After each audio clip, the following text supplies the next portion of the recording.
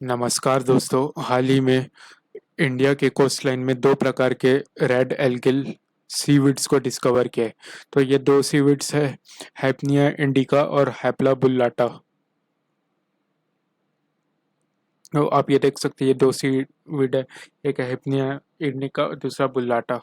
तो जो इंडिका और बुग्नाटा ये दोनों ही हमें तमिलनाडु के कन्याकुमारी कोस्ट में मिल रहे हैं। तो कन्याकुमारी कहाँ पड़ता है? गल्फ ऑफ मुन्नार के कुछ क्षेत्रों में इसका भी क्षेत्र आता है। तो गल्फ ऑफ मुन्नार में जो इंटरटाइडल जोन है, ये यहाँ पर सीवीड की काफ़ी मात्रा है। इसके बारे में हम आगे और देखेंगे। तो जो हिप्न इंडिका है, ये कन्याकुमारी के अलावा सोमनाथ, पठान और शिवराजपुर में भी पाया गया, जो कि गुजरात में पड़ता है। फिर जो बुल्लाटा है, ये कन्याकुमारी के अलावा ड्यू आइलैंड में पाया गया, जो कि दमन एंड दीव में स्थित है। तो ये जो सीविड्स रहते हैं, ये इंटरटाइडल जोन में उगते हैं। इंटरटाइडल जोन वो जोन होता है कोस्टल एरिया का, जहाँ पर जब हाई टाइड आती है तो वो उस एरिया, कोस्टल एरिया में को कवर कर लेती है, को पूरा पानी से भर लेती है। लेकिन जब लो टाइड आता है तो ये यहाँ से पूरा पानी उतर जाता है, तो ये जो कोस्टल एरिया रहता है वो एक्सपोज हो जाता है। तो जो यहाँ का सीविड्स भी रहता है वो लो लो टाइड के टाइम पे ये पूरे ओपन एटमॉस्फेयर को एक्सपोज्ड रहता है। तो जो हमने दो जीन्स देखे हिप्निया के, इंडिका और बुल्लाटा। तो हिप्निया जो है ये एक कैल्शेरियस मतलब कैल्शियम से बना हुआ सीवीड रहता है, और ये पेड़ पौधों की तरह इरेक्ट रहता है। फिर इसमें ये ब्रांच्ड रहता है, जैसे कि हम फोटो में देख सकते हैं, इस तरीके से इसमें ब्रांच निकले हुए। इसके अलावा जो बुल्लाटा है, इसमें भी छोटे छोटे ब्रांच निकले हुए हैं। फिर अगर इसका हम कमर्शियल प्रोडक्शन किया जाए तो इससे बहुत ही अच्छे खासी इनकम जनरेशन हो सकती है, क्योंकि हिप्निया का फूड इंडस्ट्री में बहुत ज़्यादा डिमांड है, और एक तरीके का पोटेंशियल रॉ मटेरियल हो सकता है जेली और आइसक्रीम बनाने में। क्योंकि हैपनिया में एक तरीके करके एक कंपाउंड है, जो कि एक बायोमॉलिक्यूल होता है, वो इसमें व्यापक तौर पर पाया जाता है। तो हमने देखा ये रेड एल्गे था, जो कि एक सीविड था। तो आप जानते हैं कि सीविड्स क्या होता है? ये एक तरीके के प्रिमिटिव मरीन एल्गे रहते हैं। तो प्रिमिटिव वेजिटेशन क्या होता है? ऐसे वेजिटेशन जो कि विकसित ना रहे हो, जो कि ग्रोथ उसके इवोल्यूशन के फर्स्ट स्टेज में रहते हैं। जैसे कि एक एल्गे काय होता है, काई एल्गे जो रहता है, ये एक प्रिमिटिव स्टेज रहता है। फिर ये आगे जब इसका इवोल्यूशन रहता है हजारों सालों के बाद, तो इस तरीके से ये घास बनते हैं। फिर और ज़्यादा इवोल्यूशन हो के ये फिर बैम्बू स्टिक बनाता है, केले के पेड़, इस तरीके का इवोल्यूशन। फिर और ज़्यादा इवॉल्व होके बड़े बड़े पेड़, जैसे कि पीपल का पेड़, आम का पेड़, फल फूल पौधे, इन सब ये इवोल्यूशन होता है। तो जो पहला स्टेज रहता है इवोल्यूशन का, उसको बोला जाता है प्रिमिटिव। तो जो सीवीड है वो एक तरीके का नॉन फ्लावरिंग मैरीन एल्गे है। इसमें ना तो रूट्स रहते हैं, ना तो इसकी तना तना रहता है इसमें, ना इसमें पत्तियां होती है। और लेकिन ये जो मरीन इकोसिस्टम है, उसमें ये एक बहुत ही खास रोल निभाते हैं। ये एक तरीके से पूरा फॉरेस्ट की तरह काम करते हैं। तो आगे हम देखेंगे कि जब ये जो सीविड जब बहुत ज़्यादा पॉपुलेशन में एक जगह डेंसली इकट्ठा होके प्रोड्यूस होने लगते हैं, तो एक तरीके से कैल्प फॉरेस्ट का रूप ले लेते हैं। जो कि ये देखिए, आप फोटो में देख सकते हैं, इस तरीके से पूरे बड़े बड़े ये सीविड्स है।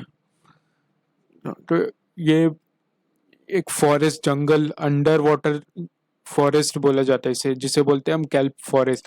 तो ये नर्सरीज होती है यहाँ, फिशेस की, स्नेल, सी अर्चल्स और मरीन लाइफ्स की यहाँ पर बहुत ज़्यादा मात्रा पाई जाती है, तथा वह यहाँ पर ब्रीड करती है, और इनसे उनका उनको भोजन मिलता है, तथा उनको न्यूट्रिएंट्स मिलता है। और इसके अलावा उनको जो रहने के संरक्षण इनको होम मिलता है वहाँ।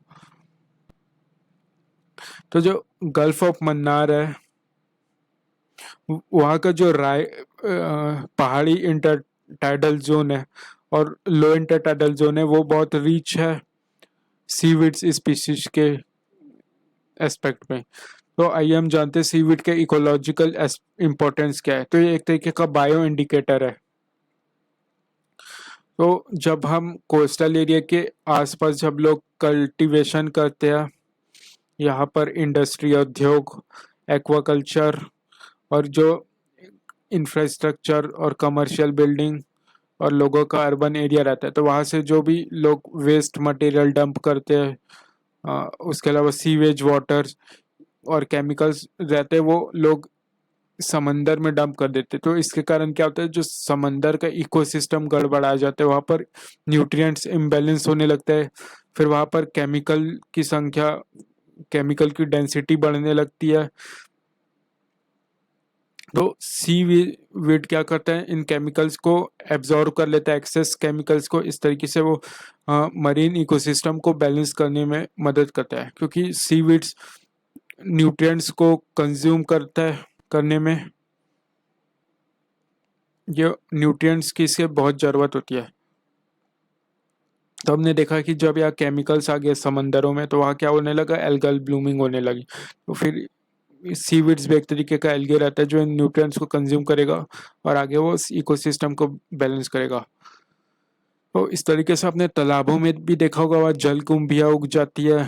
कमल का फूल भी एक तरीके की जलकुंभी है। फिर आगे हम देखते हैं कि आयरन इज सिक्वेस्टर। जब मरीन इकोसिस्टम में जब आयरन की रिक्वायरमेंट बहुत ज़्यादा बढ़ जाती है और वो हेल्दी लेवल को मिनरल्स, आयरन एवं जो हैवी मिनरल्स रहते हैं, उन सब की जब पॉपुलेशन बढ़ जाती है, तो क्या होता है, जो हेल्दी लेवल उससे भी अगर वो ज़्यादा बढ़ता है तो उससे मरीन लाइफ डैमेज होने लगती है। लेकिन सीविड्स क्या करते हैं, इन हैवी मेटल्स को वो ट्रैप कर लेता है और इस तरीके से डैमेज होने से बचा लेता है। फिर इसके अलावा जो बहुत से और अधिक हैवी मेटल्स है, वो मरीन इकोसिस्टम में ट्रैप कर लिए जाते हैं और वो सीविड्स के द्वारा रिमूव हो जाते हैं। फिर क्या है, इकोलॉजिकल इम्पोर्टेंस इसका ये भी है कि एक आयरन और न्यूट्रिएंट्स का सप्लायर होता है। सीविड्स सनलाइट का यूज़ करता है फोटोसिंथेसिस के लिए, और ये एब्जॉर्ब करता है sea water, under water, marine waters के न्यूट्रिएंट्स को। फिर इसके बाद ये क्या करता है, ऑक्सीजन को रिलीज करेगा, जो कि काम आएगी दूसरी मरीन लाइफ्स के लिए। और इसके अलावा ये मरीन एनिमल्स को क्या प्रोवाइड करेगा, ऑर्गेनिक न्यूट्रिएंट्स। फिर इसके क्लाइमेट चेंजेस में क्या इम्पोर्टेंस हो सकता है। तो अगर हम दुनिया भर के ओशंस में अगर 9% वहाँ पर अगर सीविड्स उगाया जाए, तो लगभग 53 बिलियन टन कार्बन डाइऑक्साइड जो एमिट होता है एटमॉस्फेयर में, उसे एब्जॉर्ब करने में मदद मिलेगी। और इस तरीके से जो फार्मिंग सीविड्स है, उसके थ्रू ये कार्बन से रिमूव किया जा सकेंगे। तो इससे जो ग्लोबल वार्मिंग की समस्या हो रही है, ग्रीन हाउस गैस इफेक्ट, ये सब को कंट्रोल करने में भी मदद मिलेगी। फिर इसके अलावा ये एक तरीके से फर्टिलाइजर्स, खाद्य के रूप में उपयोग किया जाता है, ताकि एक्वाकल्चर को बढ़ावा मिले। फिर जो बोवाइंस रहते हैं और कैटल्स रहते हैं, वो क्या करते हैं, बहुत ज़्यादा मीथेन एमिट करते हैं। तो अगर वहाँ पर हम उन्हें, उनके डाइट में अगर हम सीवीड को शामिल करते हैं, तो इससे क्या होता है, मीथेन एमिशन में, मीथेन रिलीजिंग में रिडक्शन आता है। फिर हम सीवीड्स को, जो बीचेस रहते हैं, कोस्टल बीचेस, वहाँ पर बरी कर सकते हैं। इससे क्या होगा, वहाँ का न्यूट्रिएंट बैलेंस होगा तथा जो कोस्टल एरिया की वेजिटेशन है उसे वापस ग्रो होने में मदद मिलेगी। फिर इसके अलावा हम सीवीड्स का उपयोग कर सकते हैं टूथपेस्ट बनाने में, कॉस्मेटिक्स, पेंट्स एवं अन्य कंज्यूमर प्रोडक्ट्स की प्रिपरेशन में इनका उपयोग किया जाता है। तो इस लेक्चर में इतना ही। धन्यवाद।